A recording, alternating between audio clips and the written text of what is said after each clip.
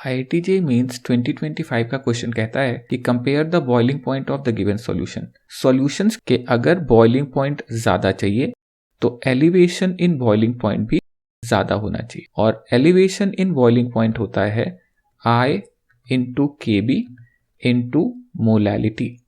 Now क्योंकि ये चारों में हमें सॉल्वेंट नहीं दे रखा तो KB की वैल्यू सेम ले ली जाए, मान के चलें वाटर में है। क्योंकि बहुत डाइल्यूट सॉल्यूशन है तो मोलैलिटी को मैं मोलैरिटी के बराबर मानूंगा, तो इसका मतलब delta TB is directly proportional to I into molarity आ गया। और अगर बॉइलिंग पॉइंट ज़्यादा चाहिए तो मैं कहूँगा I इंटू मोलैरिटी की वैल्यू भी ज़्यादा चाहिए।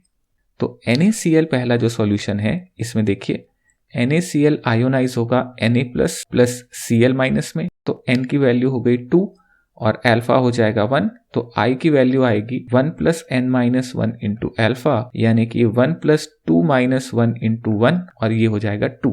तो पहले सॉल्यूशन में देखिए I इंटू M निकाल लिया जाए तो ये आ जाता है 2 I की वैल्यू, और मोलैरिटी दे रखी है 10 to the power minus 4। Second solution में I इंटू मोलैरिटी आ जाएगा 2 into 10 to the power minus 3। Third में I into M equal to 2 into 10 to the power minus 2। And fourth में यूरिया का सॉल्यूशन है, क्योंकि यूरिया डिसोशिएट एसोसिएट नहीं होता तो I की वैल्यू 1 हो जाएगी, तो 1 into 10 to the power minus 4। तो जिसमें I इंटू M ज़्यादा होगा उसका बॉइलिंग पॉइंट ज़्यादा होगा।